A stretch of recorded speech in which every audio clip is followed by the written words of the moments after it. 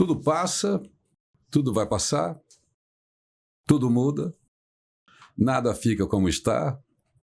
É claro que a gente está falando de pessoas, de organizações, de governos. E quem já viu um tempo de mudanças tão aceleradas como a gente está vivendo hoje? Então está sendo um grande desafio para pessoas, para famílias, para organizações, para governos. Por que será que a gente está num movimento tão grande e tão frenético, onde muita gente não sabe por onde começar, como continuar, se tem perspectiva, se tem prospectiva?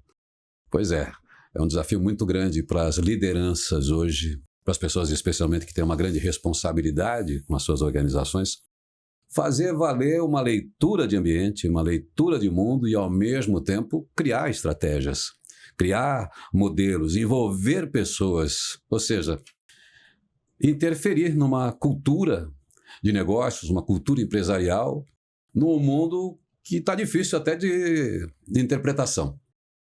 Mas a gente está começando aqui uma série hoje, que é uma proposta muito rica, que envolve uma instituição de ensino, que é a FESP, a Faculdade de Ensino Superior do Paraná, que tem no seu conselho hoje Rodrigo Loures, que está comigo aqui. Ele que tem uma vivência tanto educacional, em busca de conhecimento, como também de aplicação de processos de mudança. Foi um dos fundadores da Nutrimental, uma empresa com 56 anos, e olha que nesses 56 anos muita coisa aconteceu no mundo da gestão, no mundo de todas as áreas, né? Então, eu acho que a gente falar sobre isso é falar de coisas bastante complexas. Então, certamente, isso não se esgota aqui. Mas é sempre bom começar uma conversa que possa ser nutritiva. E eu quero agradecer aqui o Rodrigo Loures, que é aí do alto também do seu conhecimento, da sua vida. Tem como trocar essas ideias, né? E você que é um constante buscador de soluções, né? Para equipes, para organizações. Como é que você está lendo esse mundo aí? Você acha que as empresas vão ter que se reinventar? Com toda certeza. Essa lógica da reinvenção, mais do que nunca, se aplica ao momento atual, porque o cenário é de uma aceleração, né, de mudanças, o cenário é de mudanças aceleradas, e isso requer mudanças na gestão e especialmente na cultura organizacional. E o que se nota é assim, que há muita ênfase na questão da gestão, entretanto, não se pode dissociar gestão de cultura organizacional, porque se a cultura organizacional também não mudar, não evoluir, não é só com mudanças nas técnicas e de sistemas de gestão que vai se conseguir ter sucesso na adequação da empresa a esse quadro de mudanças aceleradas. Pois é, você falou de duas coisas. Falou de gestão tem processos, modelos, tudo certinho no papel. Agora, quando você fala cultura organizacional, aí já envolve história, envolve pessoas, envolve modelos mentais, um processo mais complexo, né? Que, claro, vai ter que entrar uma educação, visões novas. Como é que a gente vai lidar com pessoas, líderes, para entender esse mundo e ter essa responsabilidade de mantendo a cultura organizacional, a proposta, o branding daquela organização, no momento em que está todo mundo confuso? A educação continua sendo o único caminho? É aprendizagem, né? A aprendizagem organizacional, como já há anos ensina o Peter Senge. A questão da aprendizagem organizacional é um imperativo de sobrevivência e até de prosperidade. Diante desse cenário de mudanças aceleradas, a própria questão de sobrevivência está em xeque. A dificuldade já é sobreviver num contexto assim. O que se nota é muito estresse, nas organizações, nas empresas. E daí a necessidade de, além de se pensar em inovação, e além de inovação, pensar na reinvenção do sistema industrial, do sistema organizacional, da cultura organizacional.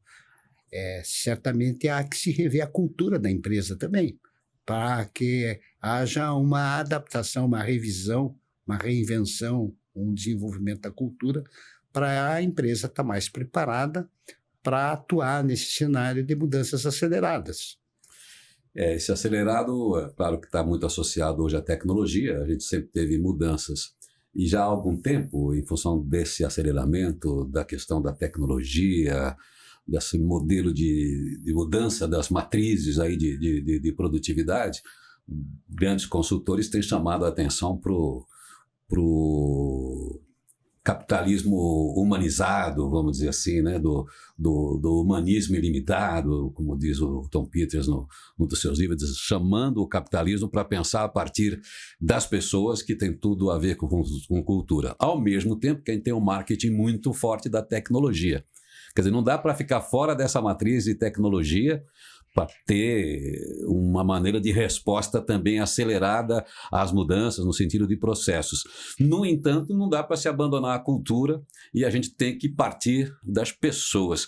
Como você acha que a gente vai levar essa questão para toda a hierarquia de uma empresa, para que todos possam criar soluções, criar modelos, né, e desenvolver visões para esse cenário que muda constantemente e muito rapidamente? Bem, mudanças na área de tecnologia está acontecendo e também está acelerando, mas também há mudanças nas preferências, nos hábitos e nas formas de competir, nas crenças, também na dinâmica da economia, e vivemos uma era de incertezas. Tem fatos que são previsíveis, tem coisas que são imprevisíveis, e eu particularmente entendo que uma competência essencial é a questão do resgate da criatividade. A criatividade tem que estar acontecendo nas empresas a nível das pessoas das empresas e também da própria coletividade. Então, é uma criatividade quase que coletiva. Como proporcionar um ambiente organizacional e uma governança e uma gestão que favoreçam o resgate da criatividade. Daí porque a questão da evolução da cultura organizacional. Porque o que é a cultura? Habitualmente, a cultura são aqueles conhecimentos que são adquiridos e que dão certos, e usualmente, né? Historicamente, conserva-se aquilo que dá certo e o que não dá certo muda-se.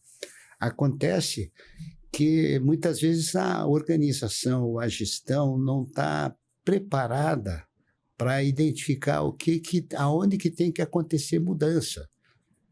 Ou a mudança não é... A mudança, ela, para ter sucesso, e aí vem a importância da gestão da mudança, de mudanças, ela requer antecipar, tem que se antecipar a mudança. E esta aprendizagem de como se organizar para se antecipar que mudanças são necessárias, requer uma cultura diferente da habitual ou das práticas de como era no passado. Mas não basta desenvolver uma capacidade, uma competência para antecipar mudanças. Há um desafio também de desenhar a mudança. E isso também requer desenvolvimento de novas capacidades numa empresa. E com detalhe, essas coisas têm que ser feitas de acordo com as circunstâncias de cada empresa. Então, cada empresa é uma empresa à parte e por conseguinte, tanto a antecipação de mudanças quanto o desenho de mudanças, para ela fluir bem e com produtividade, ela precisa ser feita à luz das peculiaridades de cada caso. Então, daí a importância da criatividade. Além disso, outras duas competências são essenciais.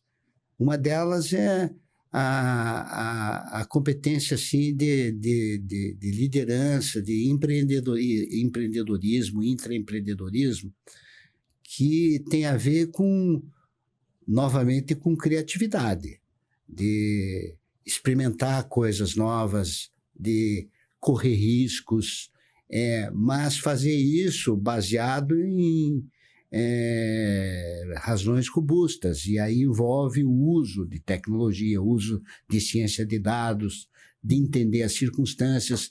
Isso é uma competência de empreendedorismo, um intraempreendedorismo numa empresa, e isso precisa de líderes, pessoas, atores, protagonistas, executivos que tenham esta habilidade para correr riscos e fazer coisas novas. Mas, uma vez identificada a mudança e desenhada a mudança, o desafio seguinte é implementar a mudança, que é um desafio de administração de gestão complexa, de complexidades. Porque uma coisa é trabalhar com situações e ferramentas já conhecidas, praticadas, como que está numa rotina de um processo, né? Mas outra coisa é impor uma mudança que usualmente pode ser um outro processo, ou uma reforma de um processo, uma substituição, que é um desafio de gerenciar complexidade. E também essas capacidades precisam ser desenvolvidas nas empresas. Muito bem, já existem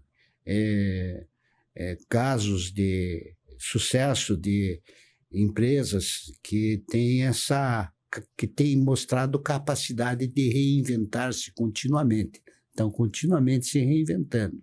Aprenderam a fazer isso. Por isso, são empresas que passam por gerações, são empresas centenárias, empresas que superam, né, aquele vale da morte dos primeiros 5 anos, depois chegam a 20 anos, conseguem superar ciclos de 10, 20 anos, e, enfim, têm longevidade. Essas empresas, elas são organizadas, e aí elas têm uma cultura já adequada para mudanças, para se readaptar, se ajustar. Então, tudo isso será aprendido, né? Mas tem que a empresa se preparar para isso. Pois é, a empresa tem que estar preparada na sua cultura para uma cultura de mudanças. Quando a gente fala em cultura, tem aqueles defensores da cultura, né? Aqueles que acham que tem que defender a cultura e deixar como está.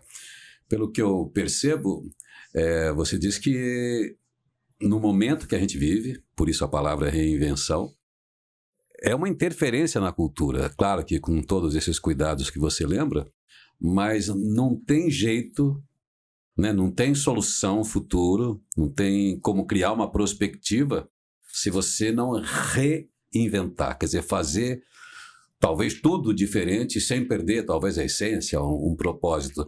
Então, criar esse ambiente que é o desafio, porque quando você fala de complexidade, eu sei que a gente não está falando de tecnologia, nós estamos falando de um movimento de pessoas, né, nos seus vários níveis.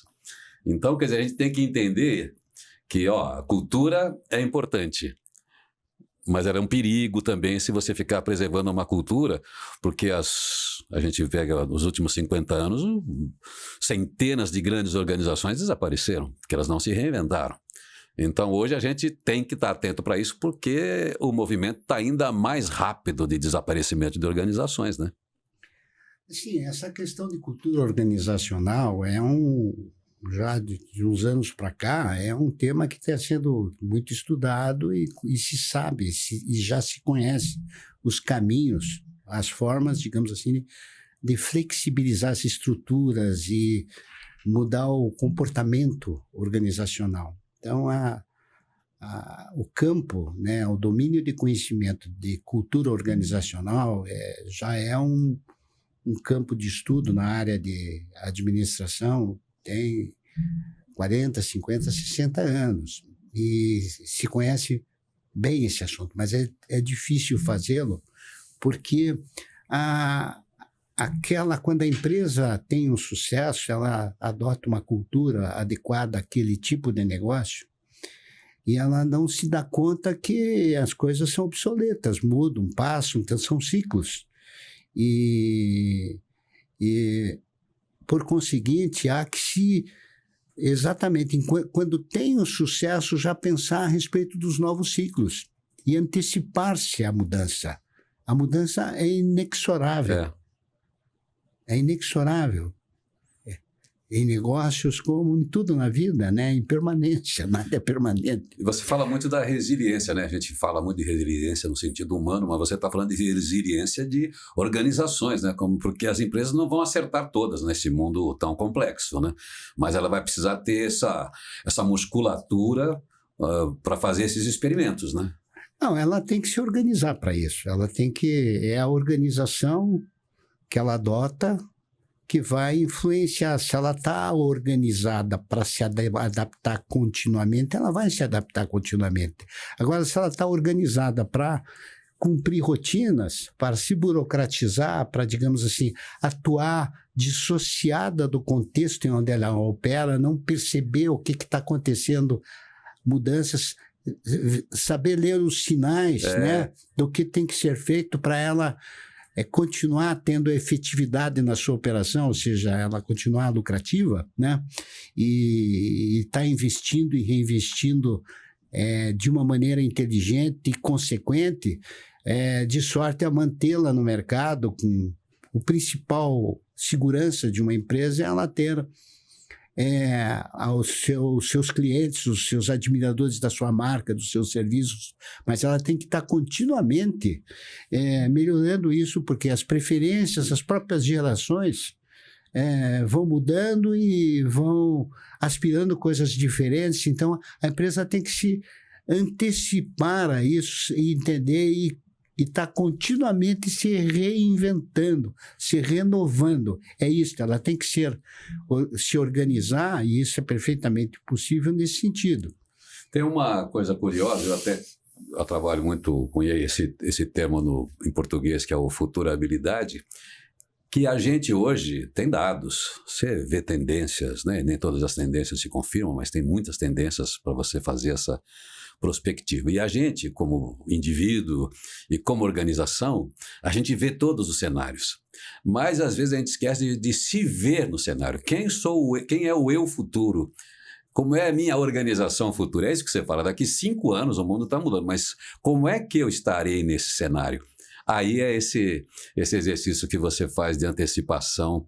E o que eu estou achando interessante, que aí isso é o motivo da nossa conversa, que você me trouxe, que é essa palavra reinvenção, que em algum momento a gente até pode discutir semanticamente, que a gente falava de inovação. Inovação significa pegar o que já existe e botar uma fita, botar um adereço, né? Botar um acessório, né? Uma pessoa vai se vestir, está com a mesma blusa preta, mas a mulher muda o lenço, já está com outra roupa. Enfim, alguma coisa que você coloca mais, você muda os veículos, né? A indústria mudava o farol, mudava alguma coisa. Era o mesmo Chevette, mas mudava alguma coisa.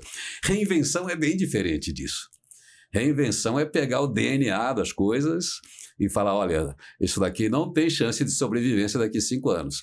Quando você fala do conceito de reinvenção, que até gostaria que você falasse disso, que você está se aprofundando e está querendo, né, criar um núcleo de reinvenção aqui, como é que é esse conceito de reinvenção que você tem pesquisado, até, né, tem investido fora do Brasil para se aprofundar nesse tema?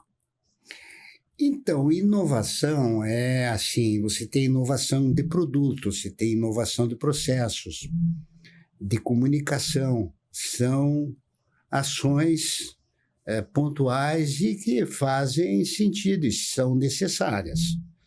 E a inovação que é disruptiva é aquela assim quando se faz algo que é pioneiro. Por exemplo, na Nutrimental, né, nós tivemos momentos onde nós tivemos invenções que foram pioneiras e que nos levaram a ter sucesso em ciclos subsequentes. Agora, a reinvenção tem a ver com reinventar a cultura organizacional, mudança comportamental e se organizar para atuar num cenário distinto. Hoje vivemos, como você disse, né, num cenário de mudanças aceleradas, que estão em aceleração. Então, aquilo que deu certo no passado não é seguro que continue dando certo no futuro. Pode perder sua força, até porque o mercado cada vez está mais competitivo. Então, há um momento adequado para se antecipar o início de um novo ciclo. que é enquanto se tem sucesso. Porque no momento que iniciar-se a inflexão e um negócio entrar, se maturar e começar a entrar em descenso, né, já precisa ter algo novo para ser feito. São mudanças, mas isso acontece de uma maneira dinâmica e de acordo com as circunstâncias de cada empresa. É um processo de aprendizagem contínua. Daí a importância de se valer de algo que é inerente ao ser humano, que é a criatividade.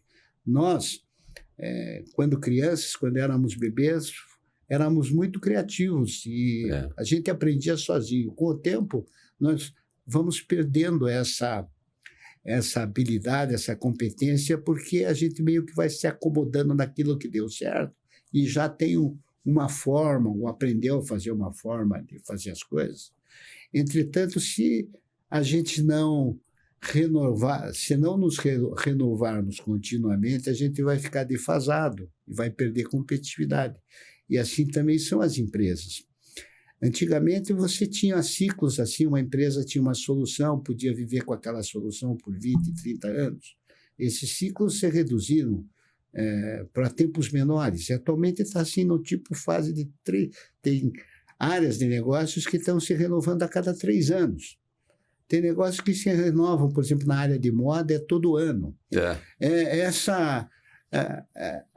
O segredo está como nos organizarmos, como cada negócio tem que ser organizado, e aí é que é a reinvenção da cultura organizacional, que não é só a cultura, não é só a questão de atitude, de postura, mas também é uma questão de mexer nas estruturas, tem que se flexibilizar as estruturas, as formas, os processos, de sorte a abrir espaço para que novas formas de fazer as coisas surjam na empresa e ela vá garantindo a sua posição, a sua sobrevivência no mercado. Eu acho muito bom quando você toca no criativo. Eu fico procurando formas de simplificar, né, como comunicador que sou. Então, eu acho que a gente, para chegar perto de você nesse argumento, a gente tem um modelo cri-cri, né? Dos dois são importantes. O crítico, né, que é esse analítico que a gente tem. E às vezes a gente gasta um tempo importante no analítico, no crítico, mas não sai de lá. Daí todo mundo sabe o problema da empresa, todo mundo sabe o que deu certo, todo mundo sabe como fazer, todo mundo sabe o processo, mas ninguém vai para outra página do criativo porque está fazendo a mesma coisa. Tá tudo bem, tem consciência de quem é, do que faz, do passado, da história, do propósito. Mas o mundo está aí nessa ebulição e não tem ninguém que fala, e se? Aí entra esse exercício criativo. E para ficar no campo da gestão, que você tem essa experiência longa com a própria Nutrimental, lembrando, né, o Papa Drucker, você tem o criativo, você sabe apontar, né, uma direção ou algumas direções na prospectiva, daí você cria uma estratégia, envolve todo mundo naquela reunião, naquele evento. Aí ele diz assim, aí você monta a estratégia e a cultura come a estratégia no café da manhã no dia seguinte. É uma coisa clássica que ele diz. Então não tem como fazer esse processo sem o aprendizado, como você disse. Porque se as pessoas só ficarem com esse conhecimento, vamos dizer assim, que não é conhecimento, com essa informação, sem internalizar esse conhecimento, né? Não se aprende a andar de bicicleta, como eu ouvi alguém dizer, só em tutorial. Você tem que ir lá pedalar, cair, levantar, achar né, o equilíbrio. Então, quer dizer, não tem outra saída senão o aprendizado profundo para enfrentar esse mundo de mais incerteza do que a gente sempre teve. É isso que você aponta. As organizações têm que ser flexíveis e ágeis para se adequar às mudanças aceleradas e até prosperar com essas mudanças. Porque surgem oportunidades, né? Essas mudanças também geram oportunidades. A grande maioria das empresas e as práticas habituais nos negócios é fazer os orçamentos, os planos estratégicos baseados no passado. Isso não é mais suficiente, não se pode ignorar os dados do passado.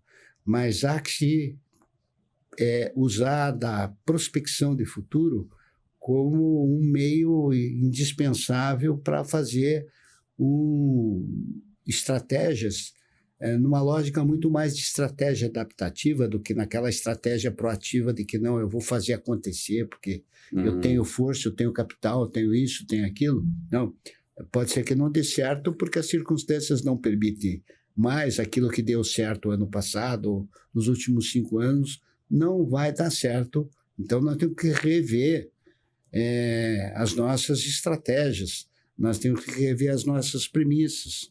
A gente tem que entender como é que estão as tendências e eventuais oportunidades, quais são as oportunidades, quais são as necessidades do mercado, onde podemos estar agregando valor. E é uma maneira de pensar diferente do habitual. É muito mais um contexto onde o viés empreendedor tem que estar à frente do viés de administração. Mas os dois são necessários. Você tem que ter, assim, ser o visionário para trazer uma mudança nova, trazer ou explorar novos campos, novas oportunidades de criar valor, mas tem que ter a competência de gestão para fazer gerenciamento de complexidades, que é gerenciamento de mudança. Toda mudança é um fenômeno complexo em qualquer organização, mas é perfeitamente possível a empresa, a organização, se aprender a fazer isso e, por conseguinte, ela ser mais flexível, mais ágil. É uma nova forma de pensar negócios. Bom, encerrando aqui essa nossa conversa, o que a gente pode entender é que a gente está num mundo difícil, não são só indivíduos, homens, mulheres, famílias, organizações, governos, todo mundo está com uma questão muito forte e, ao mesmo tempo, tem um excesso de apelos, um marketing muito poderoso que tentam apontar tendências ou inventar tendências, né? Porque nem todas se confirmam. Mas você traz uma coisa interessante e eu queria saber como é que você hoje, até como conselheiro da FESP, uma instituição importante de ensino, e também com esse cabedal, como eu falava antigamente, né, como o empresário, alguém que testa coisas ali na sua organização, entende como é que você imagina a gente responder essa inquietação que a gente vê presente nas pessoas, do empreendedor, no empresário, no líder, para falar, olha, vamos voltar a estudar, vamos voltar a aprender, vamos colocar todo mundo da empresa na mesma página, porque a lente de um só não está bastando. Como é que a gente coloca uma organização inteira num aprendizado? É isso que você quer propor como reinvenção, como um processo de ajuntamento de pessoas para ter esses radares de mudanças e de implementação de novos modelos, cada um dentro dos seus setores? O que você acha que pode contribuir hoje como uma instituição? O que a gente pode fazer nesse sentido para estruturar alguma coisa bastante consistente? Porque há uma necessidade, pelo que a gente entende, por causa das inseguranças que existem em cada um aí. Então, esse campo de gestão de mudanças já é explorado no mundo todo, né? E existe nesse capítulo específico de reinvenção, tem uma comunidade internacional que se chama Reinvention Academy, que se ocupa, são milhares de consultores, gestores, empresas que aprendem juntos e acompanham juntos isso. Vai ter um encontro em Dublin, na Irlanda, agora no final de abril, 29 e 30 de abril, tratando dessa matéria. Eu faço parte dessa comunidade já há muitos anos.